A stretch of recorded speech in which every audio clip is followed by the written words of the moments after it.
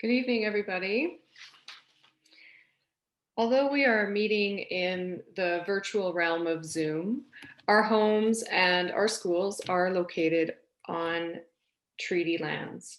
My name is Kate Schutz. I'm from the Calgary Public Library, and I'd like to share with you a land acknowledgement that the Indigenous Services team here at the library developed for use with children. Today we acknowledge our Treaty 7 friends, where the Blackfoot meet, on elbows bend. Soon came the Tsuut'ina from the Beaver clan, the Ahi Nakota from the mountain lands. Last but not least, the Métis Region 3. We are all treaty people here in Calgary. That's lovely. Thanks, Kate. My name is Emily. I'm a librarian with the Edmonton Public Library, and I'd like to share a treaty for this area as well. We acknowledge that we are on Treaty 6 territory, a traditional meeting grounds, gathering place, and traveling route to the Cree, Saulteaux, Blackfoot, Métis, Dene, and Nakota Sioux. We acknowledge all the many First Nations, Métis, and Inuit whose footsteps have marked these lands for centuries. Oh, I think you're on mute, Kate. Classic Zoom, right? Classic Zoom. Yeah, thanks, Emily. No problem. Thanks, everybody, for joining us tonight for our second session of the Kitchen Table Classroom. This is a new series in partnership between two public libraries here in Alberta, Calgary Public Library and Edmonton Public Library. And we wanted to create a series to support learning at home. So whether your child is in school online or you're looking to support their schoolwork while they attend school in a physical building. We wanted to create a series of workshops with special guests on topics that would be relevant and of interest to this really interesting school year that we're all going through right now. A little bit about the program is that we have two very awesome special guests who will be speaking tonight, and at the end we will have a Q&A. We follow up every session with a blog post that is emailed to every participant, and as well in that email you'll receive a survey link to provide your feedback about this session and to provide any topic suggestions for future sessions. Emily will share a little bit about Zoom and how it works tonight. Yeah, so if you haven't noticed already, just to let you know that we are recording this. It will be made available through both of our libraries in the future. And how we're kind of working it tonight, if you have any tech questions, any audio problems or have any trouble seeing us, if you could please use the chat function for any of those kinds of questions. And if you have questions for the panelists about what they're talking about, please use the Q&A function. So we have these two different ways of communicating: tech questions in chat, and then panelist questions in the Q&A. We won't be taking any questions out loud, so this will be the way to get in touch with us. And then we'll be having the Q&A at the end. So we can, if it's not answered throughout the presentation, then we'll try to get to as many questions as we can at the end of the talk. Great, thank you. So without further ado, I'd like to introduce one of our speakers tonight.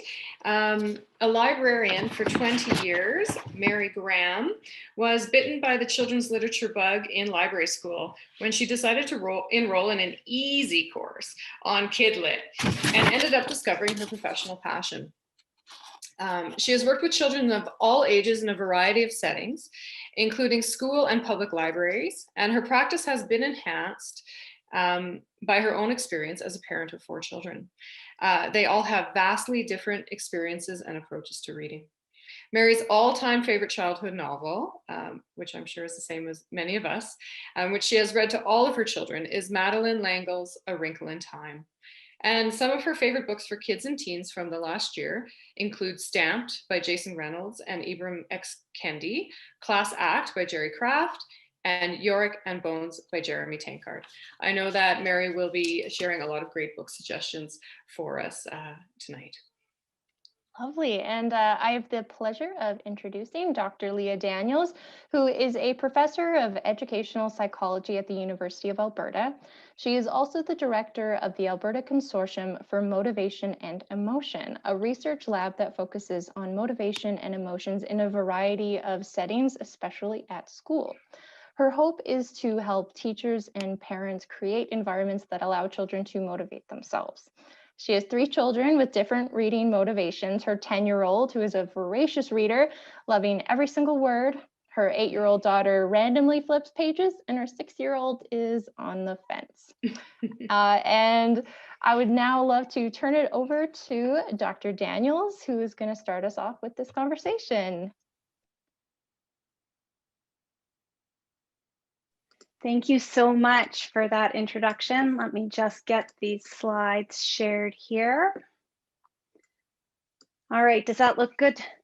Looks great. Yes. All right, fabulous. Hi, everyone. Thank you so much for joining the libraries, and thank you so much, libraries, for putting together such an interesting opportunity for parents to come and get a little bit more information and some ideas. I see there's nearly 60 people on this call, so welcome all of you. Thank you for spending a little bit of your evening with us.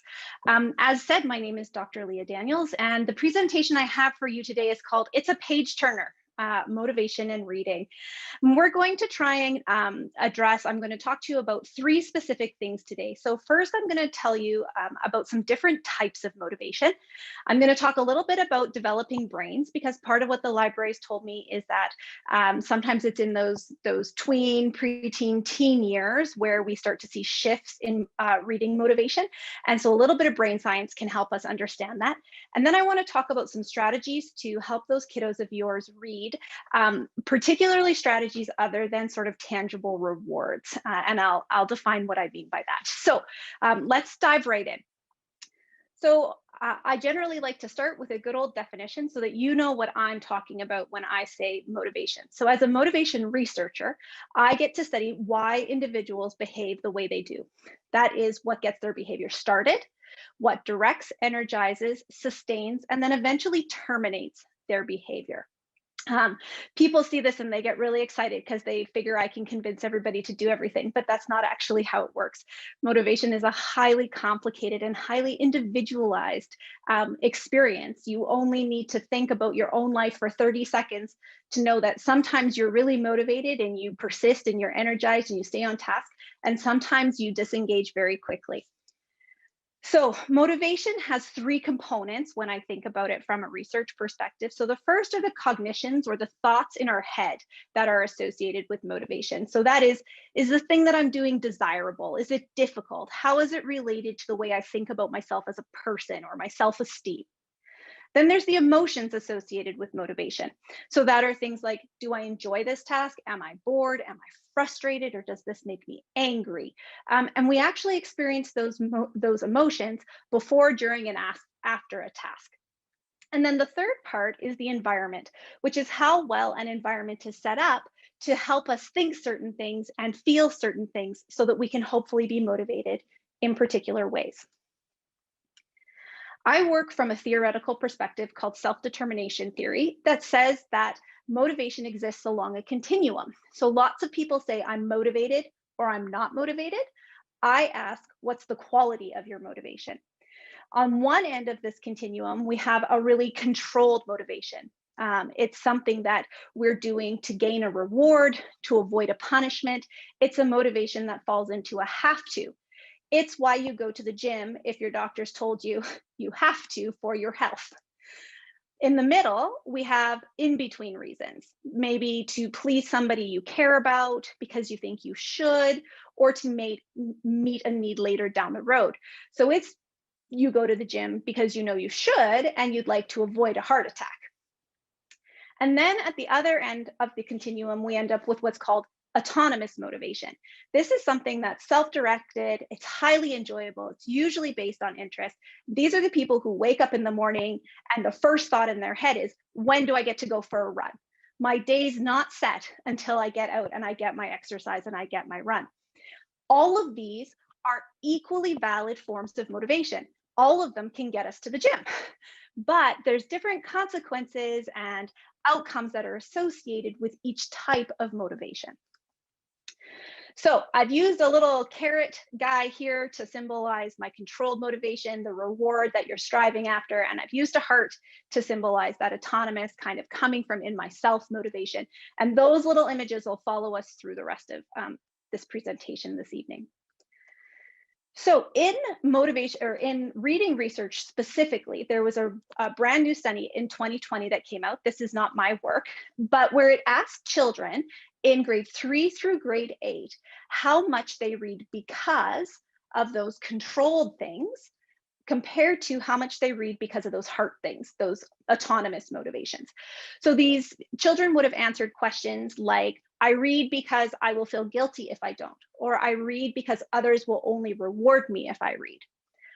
And then the other side of the coin is I read because I enjoy reading, or I think reading is meaningful. And what these researchers found was my gray bars are those carrot guys, the controlled motivation, and my pink bars are those autonomous. What they found was that at every grade level, grade 5, grade 6, grade 7, grade 8, kids said that they were reading more for autonomous reasons than for those controlled reasons. And that's a really good thing. It means that they like reading. But the other thing that you can notice here is that we sort of see this decrease in general over time of that autonomous or heart reasons for reading. So even though they're still in the plus, we're starting to lose some of that enjoyment just because I love it, because I think it's meaningful type of reasons for reading. So that begs the question, why does the quality of motivation matter? If I can have any of these types of motivation, is there one that's actually better for me? And we don't often like to talk about things that might be better for us. But in this motivation space, I actually think, and we have lots and lots of evidence to suggest that this autonomous or internal type of motivation is actually better for us in the long run than this external or controlled type of motivation. So this is a study that I conducted in 2008, and it is not looking at reading specifically. It's actually looking at university students' achievement, but it uses the same variables. And one of the neat things about motivation theory is that it applies to any achievement context. So the theories we talk about here today are just as applicable to getting yourself to the gym as they are to convincing kids to read, as they are to actual grades and achievement in school. So what you can see in this graph is over here, the grades that students got at university were not statistically significantly different from each other in any way, whether or not they had that controlled motivation, the like, I'm doing it because I have to, I'm doing it because others will reward me if I do it, as opposed to if they had that autonomous or that mastery intrinsic motivation that said, I'm doing it because I love it, because I want to learn. But every other psychological outcome that we look at has huge differences. So although these students got the exact same grades, the kids with autonomous motivation, they perceived themselves as more successful. So they received 80% and they said, yay, I'm successful, or they received 70, or they received 90. Whatever they received, they were actually able to view themselves as being successful based on that data, whereas people with the controlled motivation did not. And I'll say that in reverse. That means that kiddos who got 90% in first year university, but did it from a controlled motivation place, couldn't perceive themselves as successful. That's scary to me as a professor. My students with autonomous motivation, they enjoy class. My students with controlled motivation, they suffer in terms of enjoyment. My students with controlled motivation, they are bored. They're also highly anxious. And that's not an emotional experience of kids who come into university with an autonomous or an intrinsic type of motivation. And I see these things play out over and over and over again. We see them in high school, we see them in little kids, we see them at the gym, we see them with families, we see them at university. It's the other stuff, not the grades, that end up having a consequence attached to this quality of motivation. So my first thing to convince you is that indeed, the type of motivation actually does matter. Hopefully you've swallowed my Kool-Aid and you're good to go on the space that intrinsic motivation has some benefits relative to that controlled type of motivation. So let's turn our attention now to think about our kids who are growing up and a little bit of what's going on in their head, because I'm sure there's many of you sitting around going, what is going on in their heads? What does my 12-year-old think? I just don't know. And let's talk a little bit about their developing brains and then some ways to bring some incentives and strategies on board.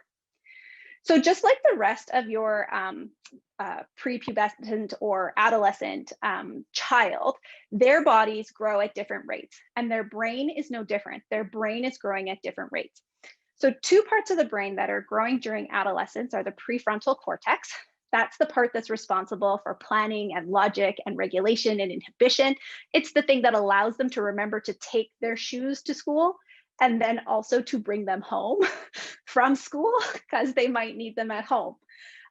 The other part is the limbic system or the amygdala, and that is the emotion center, the sensation center, novelty, and it is the center that is sensitive to rewards. And the bad news I have for you today is that that prefrontal cortex is not fully developed until we are 25 years old, as opposed to that amygdala or that emotion part, which peaks at about 14. And so what this means is that our adolescents have brains that are sensation seeking and that are highly sensitive to rewards. It also means that they need a bigger reward to feel as good about it, which is why what perhaps they used to do for you for a chocolate bar, they're now asking for a car. They up the ante. The rewards just do not have the same neurological hit as they used to have. And so that's one of the reasons why sometimes those rewards stop working. So the question becomes, what else do we have? In motivation, carrots and sticks are the exact same things.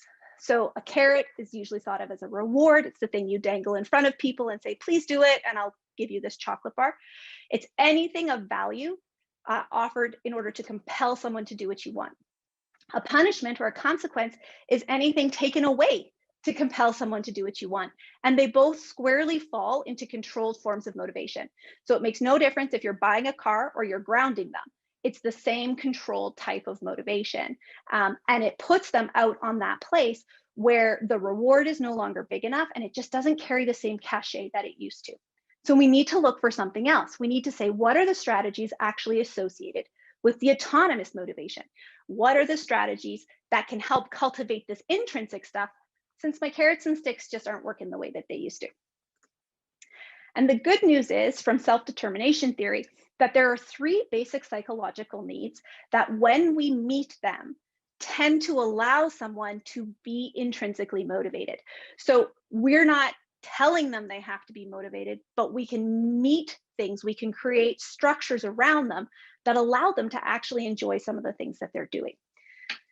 So the first basic psychological need is called competence. It's feeling effective, capable, meeting goals. The second is relatedness. That is a space of connection, warmth, and trust. And the third one is autonomy, a sense of control, volition, choice, or empowerment. And autonomy is particularly on the rise in those young adolescents.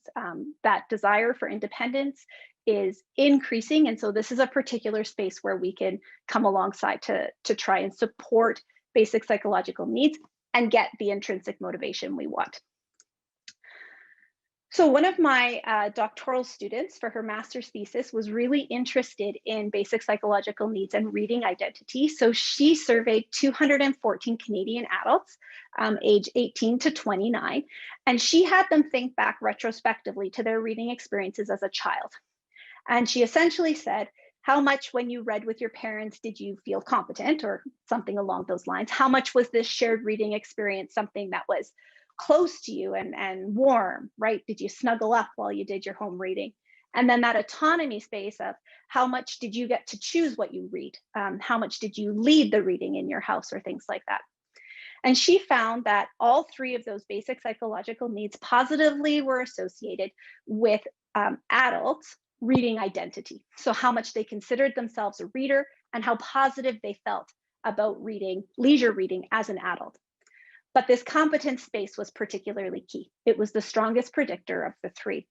And that's really important, especially in light of our online learning situations, students being in and out of school right now. There's a lot of talk about what are they missing And we want to make sure that as much as students have tangible competencies and skills, they also have a sense that they are competent, that they can see their own skills developing, even if perhaps we're concerned that they're not going fast enough or things like that.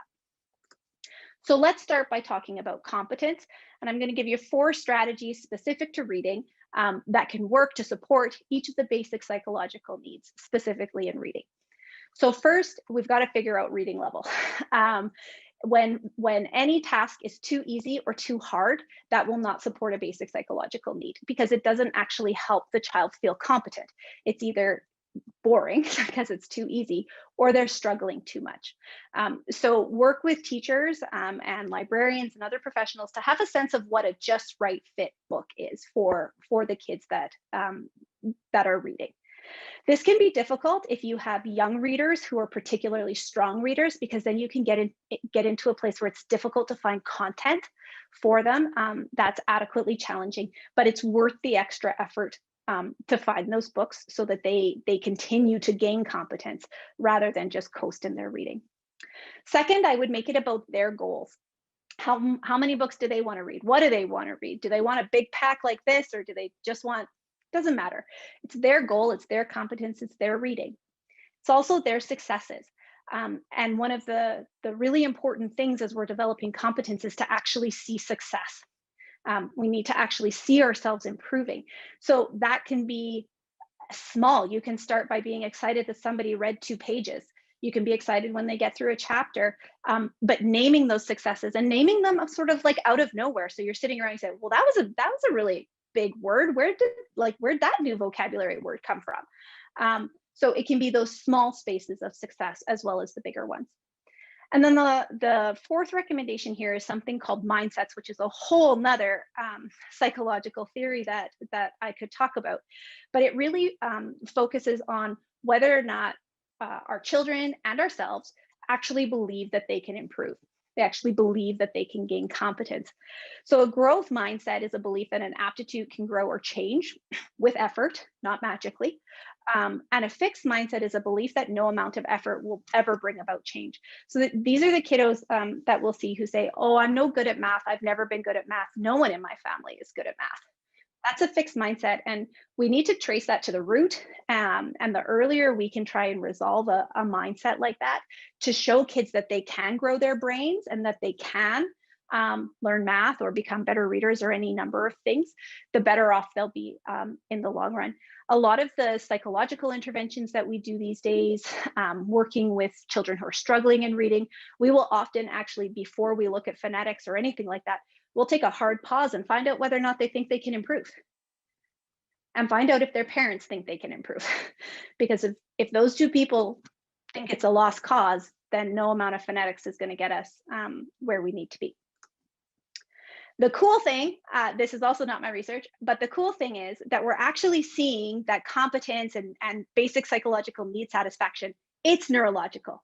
So that limbic system that wants the reward, it gets it when you meet basic psychological needs, and it gets it in a way that doesn't wane the same way chocolate bars and tangible rewards do. So it's pretty cool. All right, the second one I said is relatedness. And this is a hard one, especially if you have a struggling reader or you find yourself fighting over reading all the time. That is almost like a surefire way to convince your kids not to read because they will just feel like it is always an adversarial space. So some of the things you can do to build relatedness related to this is to focus on their interests. Let them read what they want to read about. They want to read about planets, if they want to read about aliens, like I don't know, but focus on their interest. If we can use interest to ladder into skill development, that is a good thing. Ask them questions about what they're reading. It's pretty simple, but showing interest in what it is that they're doing, even if you don't like it, it's kind of hard some days as a parent. But it's really important to build that safe space. Make it fun, especially if you've got younger kids, right? I mean, I'm sure you've seen things come home from schools. I know I have, where it's like, build a blanket fort, read with a flashlight, all that sort of stuff. If it feels like work, it becomes work. If it feels like fun, it can actually become fun. And one of the things you can think about doing is reading together, especially while we're in COVID and our circles are quite small. Picking something that you like to read and reading it out loud as a whole family can be a really great way to get kids interested in it. You can pick books that have movies associated with them, read the book first, then watch the movie, make the popcorn, off you go. But focus on trying to keep it light, because the heavier it gets, the harder it is to actually catch the interest and get the motivation going. I'm going the wrong way.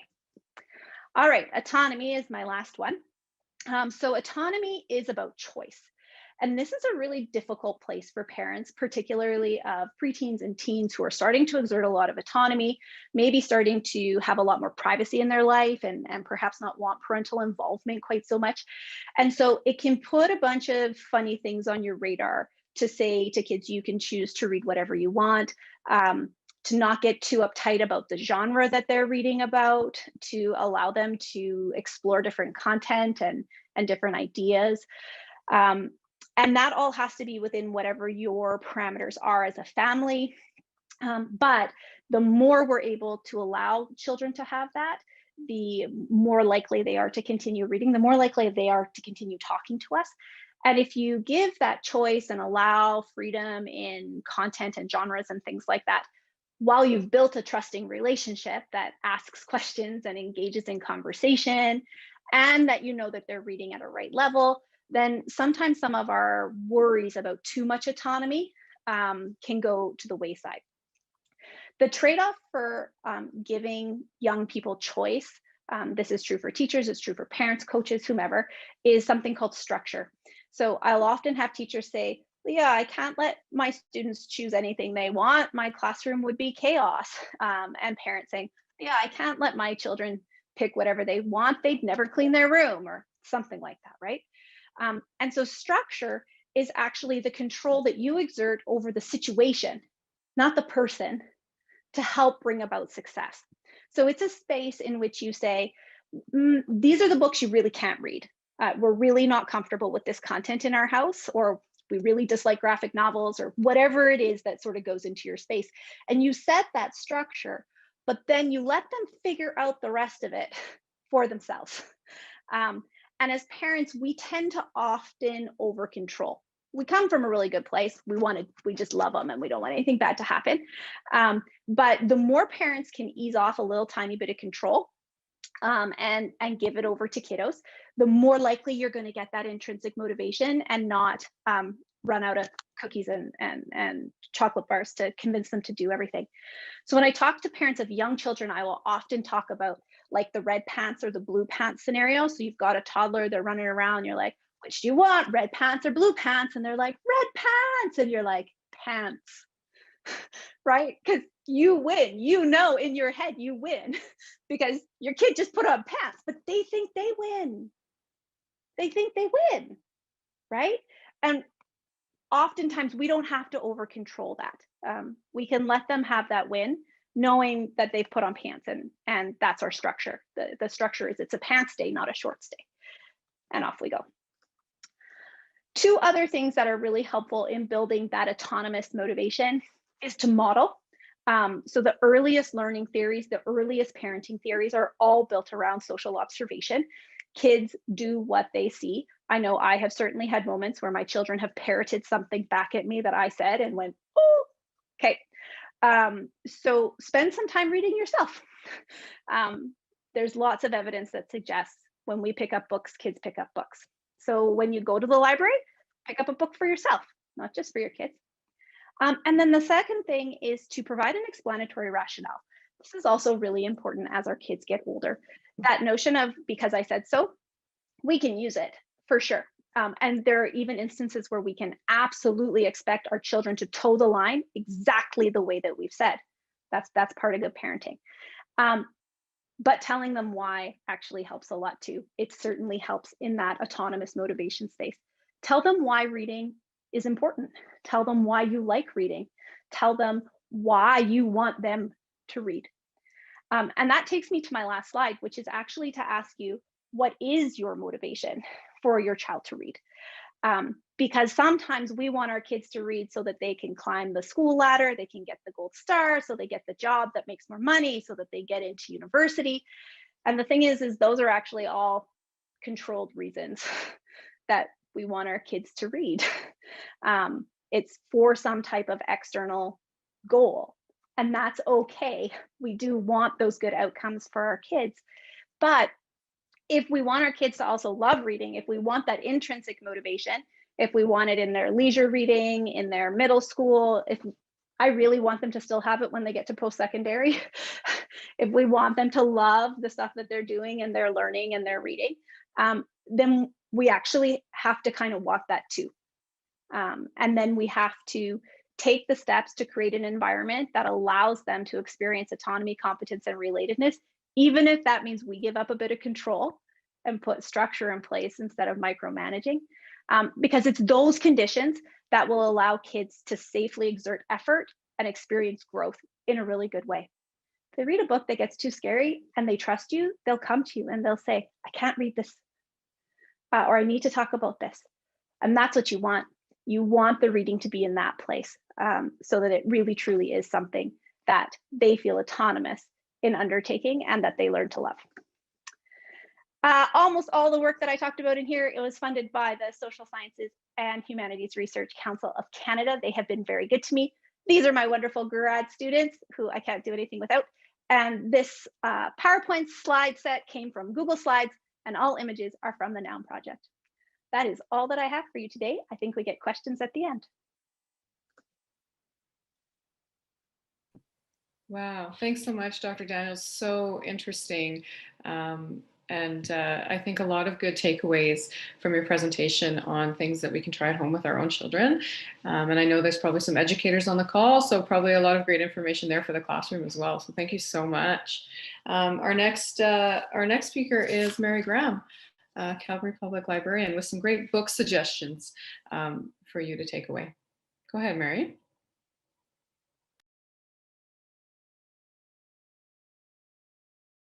Oh, looks like you're muted, Mary.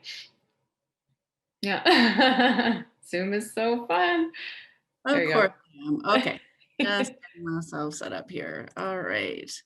And looks like I just need to go back through. Okay. So thanks. I was really glad to know that we are recording the session because I madly want to take some notes from Dr. Daniels, but anyway, and so much of what she says is feeding right into what I'm going to talk about tonight, about some strategies, resources, and book suggestions. So I'm really happy to be talking about kids and books and reading because it's what I've been thinking about in my career for the last 20 years. And it's also something that I think about every day at home with my own 4 kids.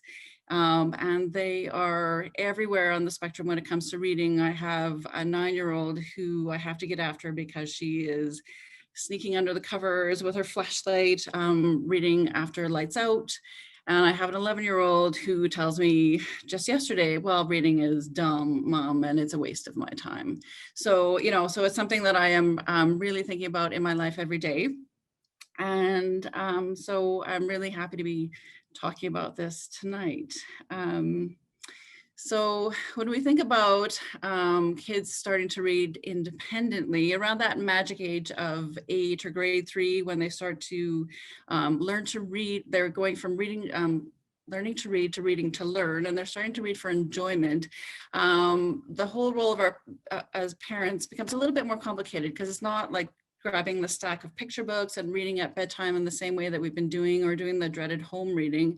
But our kids are getting a little bit more independent. And so we need to figure out what our role is within that.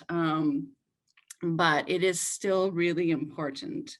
And my big message for you tonight is that parents really need to be a pipeline of books for their kids. I agree wholeheartedly with Dr. Daniels that choice is so important for them. But although kids have very strong opinions about what they want to read, and that's really important in their motivation for reading, they're not always so great at finding the things that they want to read. In fact, Scholastic Canada did a survey in 2017 on kids and reading in Canada, where they found that 50% of the kids that they surveyed said that they were having troubles finding books that they wanted to read. So a full half of kids couldn't find books that they liked, whereas only 37% of parents thought that their kids had that problem. So there's a little bit of a disconnect. And so we really have to get in there and help our kids to find the things that they want to read. And this is really important right now too, during COVID, when we don't have the same access to public libraries, to bookstores, to school libraries. Kids can't just go in and grab things, browse around and grab things. So they're a lot more dependent on us to help them get things. So I want to talk about a few strategies first. And the first strategy is to build on what kids love. So I've got a few book covers up here, things that you may recognize and may or may not love, and that's okay. We have to be okay with the fact that sometimes our kids are going to read things that we may not think are the greatest. They're not our beloved classics or the award winners, but they're things that get kids reading.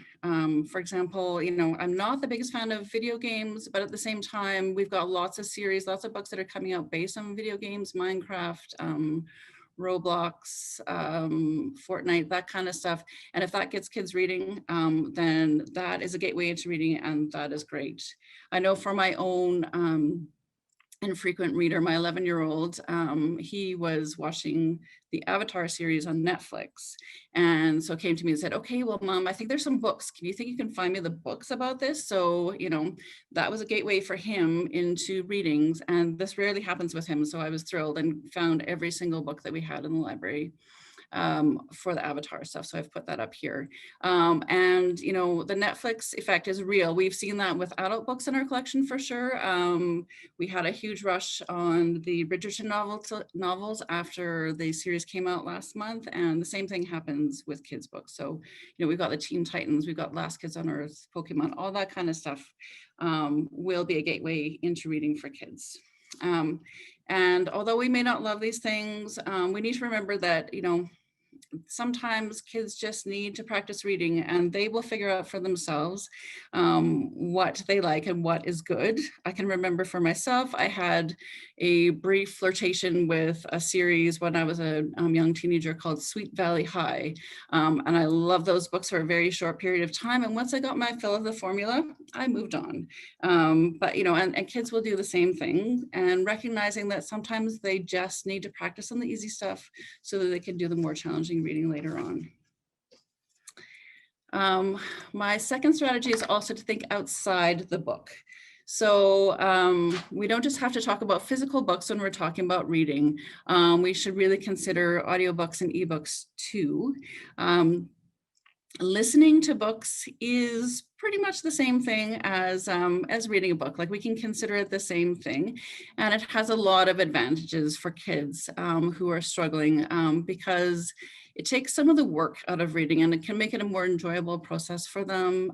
They can also perhaps listen to things that might be beyond their reading level as well. So, and it's also a shared activity. So something that you can put on in the car, you can both listen to. I know in our house, we do a lot of listening because I have 4 kids to put to bed at night. I can't get to everyone every night and read with all of them. So we do a lot of audiobooks for nighttime reading as well. And so I've stuck up a couple of things here from our website for both EPL and CPL. We have Overdrive and Libby, where you can access audiobooks and ebooks, as well as Audiobook Cloud and Teen Book Cloud. So audiobooks are great. Ebooks can also be a great thing as well. And I know for myself, sometimes I'm like, oh, my kids don't need another screen, but for some kids, the screens could be something that really hooks them. And going into Overdrive Kids is a way that they can browse and flip through books in a way that they can't do in a physical way right now during COVID. So that could be a great thing for them too. And there are also some things about ebooks that can be helpful for struggling readers, like for those with dyslexia, there is a special display which can help them to read print. And also in almost every ebook, there is built-in glossaries and dictionaries. So you can do a quick lookup of any word that you see on the page. So those are really great options there. Also to think outside the novel, or, our kind of, when we think about kids books, we think about the chapter books. I am a big proponent of graphic novels. I didn't always feel that way. For a long time, I just felt like it didn't really speak to me, but they have really grown on me, and they are wildly popular with kids. And I really do believe that the reading that they get out of them is quite sophisticated when they're looking at interpreting the graphics and the vocabulary. It's still a very sophisticated process, and there are books with very sophisticated storylines. I've put up here Babysitter's Club, which is, a surprisingly good series, I have to say, and it's really popular. There's a Netflix series, there's the old series from the 90s that people like, but the graphic novel is quite good, even as a read aloud, which I can say from my own experience can work as a read aloud.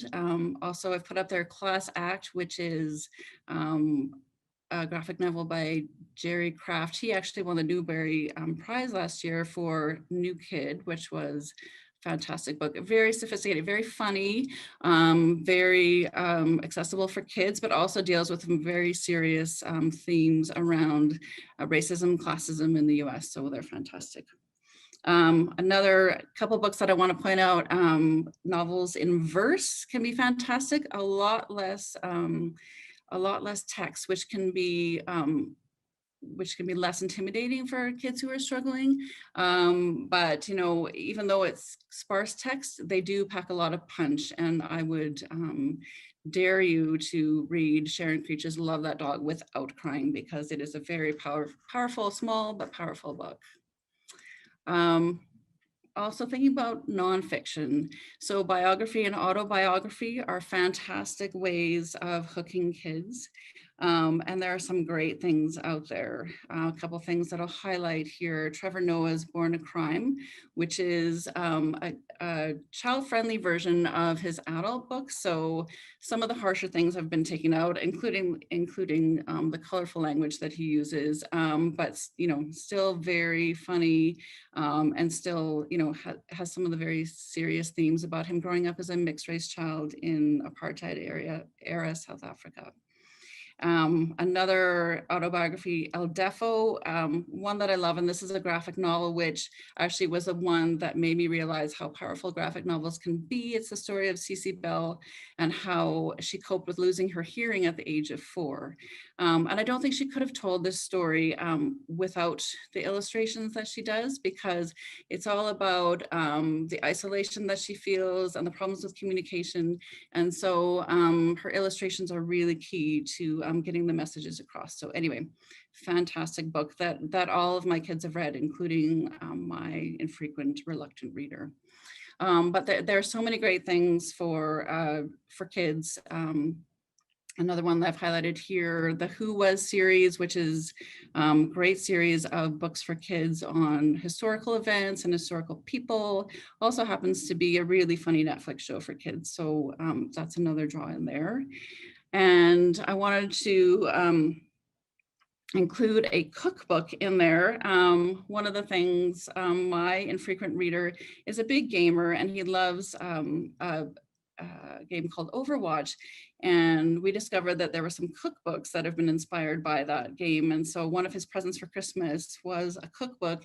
And that's how I'm hooking him into reading, to engaging with print, and learning some new skills by, having a video game related cookbook. So, you can think outside just the regular kind of reading, and including jokes too, which can be a really fun and interactive way of connecting with kids over reading. So lots of different things that are just outside of the regular novel.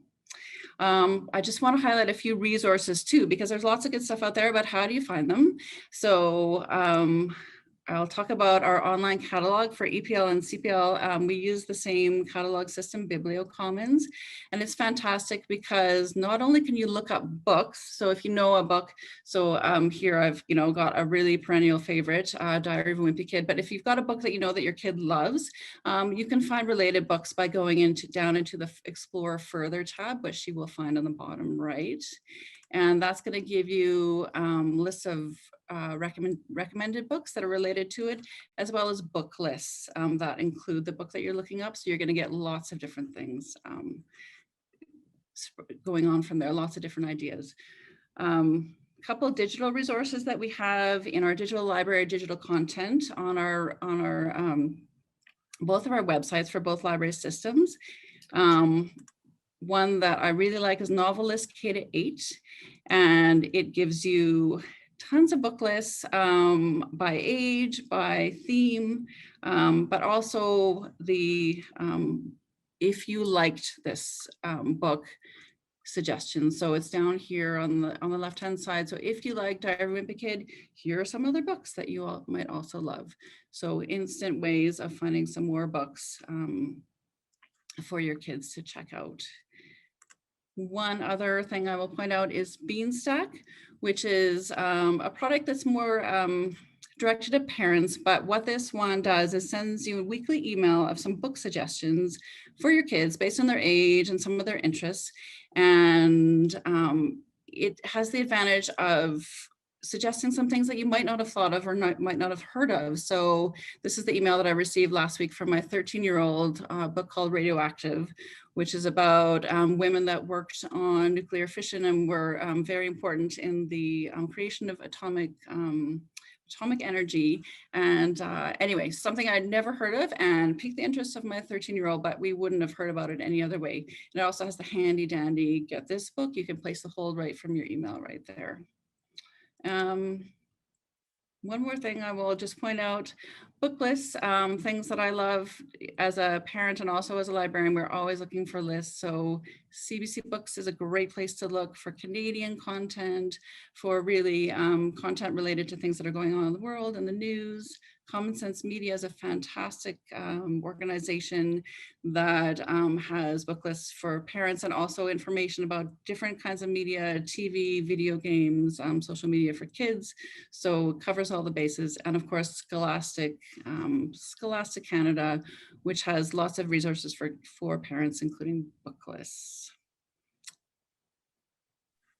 Thank you so much, Mary. That was wonderful. It was not only just a great showing of a real diversity of reading options out there, but also some really great tools to find more great books. So I really appreciate that.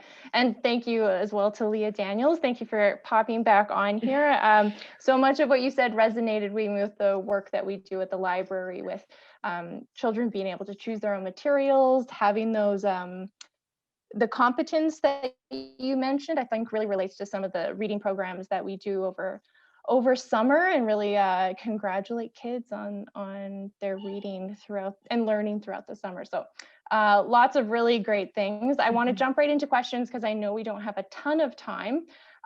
Something that has come up is reading online versus reading print. So Dr. Daniels, is that something that your research took into account, motivation around reading print versus motivation around reading online? No, I wouldn't be able to speak to data specifically on whether or not that has a impact.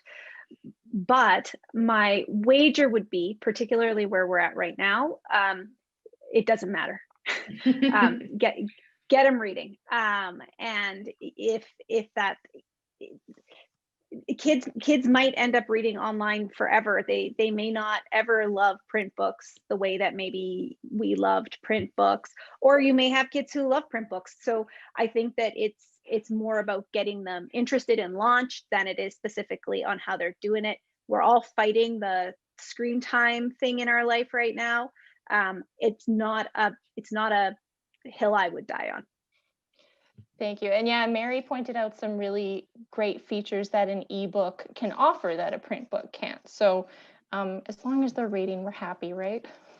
Yeah, I would also add too that a little bit of research that I've been looking at lately also has talked about, the passive viewing experience of a screen, which I think is what most parents are really concerned about, versus that sort of interactive experience that is firing your cylinders and working on that prefrontal cortex and all that stuff. So I think, even things like blog posts, websites, as long as you're comfortable with the content for the age of a child, I think reading online is okay. And another participant asked about what audiobook cloud was, and Tumble Books and things like that. So those are digital resources that our libraries have available to you for free with your library card. And Mary, do you want to just elaborate a little bit more on our digital library? I know you showed some screenshots there. Yeah, so at both Edmonton and Calgary, we have very similar products. So our most popular one is Overdrive / Libby, which is something that you can access on any device, computer, smartphone, tablet, for ebooks or for audiobooks. Yeah, so that's our most popular one, but there's a few other ones as well. They're always changing. I had something else in my presentation about RB Digital, and that is now it's been overtaken by Overdrive. So anyway, so you have to kind of go and explore, right? Because those things are changing all the time.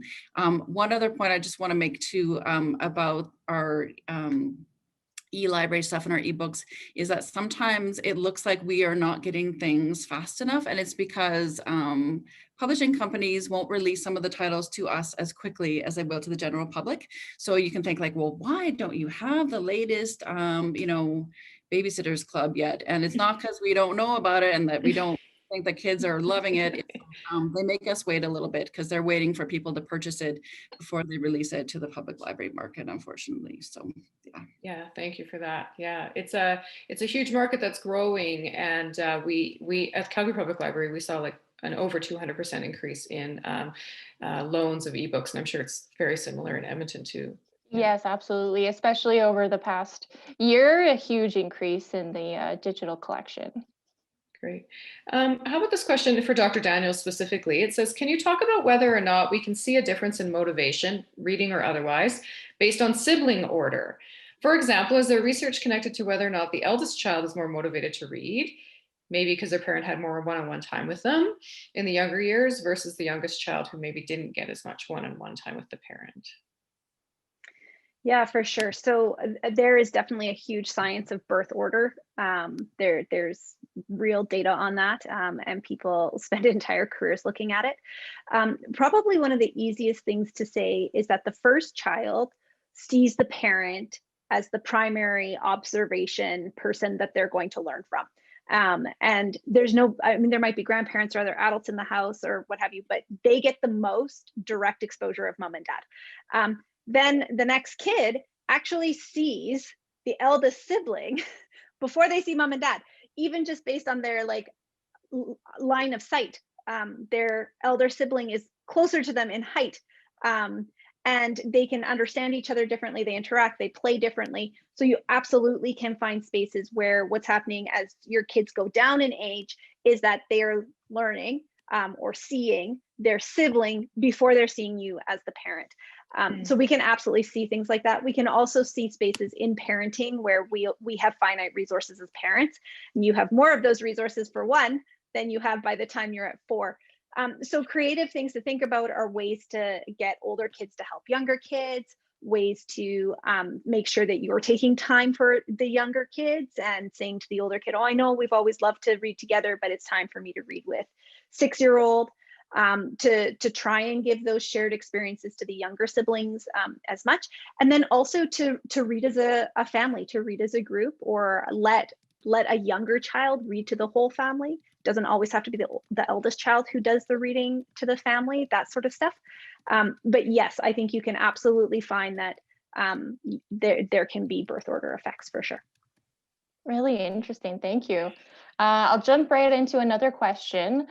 With home reading school programs dictating some of how kids use their reading time, some of that time being very precious as shared time with their adults in the evenings, how would you advise parents to think about the obligations of home reading relative to reading selections driven by choice, those books at home and borrowed from the library.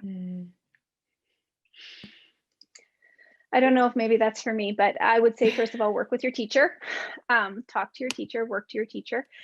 There is a difference between the books that come home for home reading and that are, as Mary said, books where we're learning to read, as opposed to books where we're reading to learn or to expand our minds or think or create or whatever it is.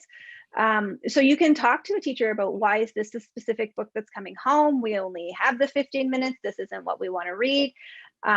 You know, most teachers, again, they need the structure. They don't need the control either, right? So there's places where you can try and negotiate that. And I'd say that also in terms of reading level of your kid, probably the best thing to do to figure out what level your child is reading at is to talk to their teacher and work with them to figure out how to get that information and move your way towards just right books. It's a huge battle. But I would say, whatever you're doing in it, try and have relatedness, try and have enjoyment, try and not make it some great big huge stressful miserable thing, because then nobody's very. And I'll just add that in the chat function, I added a link to the blog post from our last kitchen table session in November, which was all about understanding reading levels and those leveled readers that you might get sent home with home reading. So it's a fairly informative blog post that might help understand some of the differences between also those books that are used in the classroom, which have a very specific purpose in terms of teaching to read, versus what your child might be picking up at the library or the bookstore. So yeah, check out that blog post. And most certainly there was a question about, how do I know my child's reading level? That is a question for your teacher. They are the experts in helping to assess reading and helping to teach reading. Yeah. Next question. Can you speak to possible structures to support a young teen who doesn't like reading and isn't feeling competent with reading skills? What types of structures would you put in place? So this is maybe a little bit about reading below grade level, or being more reluctant reader, needing a bit of structure to support the actual reading, but helping them to enjoy it. Yeah, Mary, so sounds one like of you the have one of things, those at home. yeah, Go one ahead. of the things to remember with a young teen is that they might be starting to become self-conscious. They might have some concerns with their self-esteem if they're reading substantially below grade level. So one of the things I would recommend is to create privacy for them. Create a way that they can be looking at a cool graphic novel at school, so that they're maintaining their esteem and not feeling embarrassed about it. But then create spaces at home where perhaps they could be reading things that are gaining their skills and gaining their competencies a little bit more to make their way through. It's a hard period of time with all the comparisons, and the last thing you want is for someone to mock a young teen for their reading choices or things like that. So creating a way for them to have success and enjoyment and be part of the group in sort of those public spaces, while being very private about the ways to build skills. And then I would say, let them read something that they are interested in. So if they can read about a basketball player or a video game or any of that, so if you're going to let them read the video game, or if you're going to let them play the video game, I have a hard time thinking I'm not going to let them read the book about it. Like, that just doesn't fit well in my head. So anything you can find that will just get their interest on, give them that one. That's great. And the last question in the Q&A, which is just perfect timing because we're almost at the end of the session tonight, is for Mary. And it's about, how is reading a book versus listening to an audiobook of the same benefit? So you're muted, Mary. You have to unmute. Sorry, That's okay. my connection is not great. Okay. So I don't think I heard all the question. Oh yeah, I can see that it's not great. I could fill in a little bit too. I know a little bit about this, and perhaps Dr. Daniels, you do as well, but I think the act of listening to a book, whether that's a caregiver reading it aloud or listening to an audiobook, has many of the similar benefits to reading a book in terms of understanding story structure, understanding character development, understanding, beginning, middle, end, hearing words, developing more vocabulary and a background context for some new situations. You know, books take us into different worlds than those we experience. So whether you're listening to it or whether you're reading it, you're still getting many benefits of books. Dr. Daniels? Yeah, it can also create that shared space that, like, if a family's listening to a book together, it's easier to ask questions, it's easier to have a conversation around it. And it just takes the pressure off the actual lexicon that kids are taking in, right? Or even just how tired our eyes are right now. The one thing I might say is there was another question there about is all reading the same?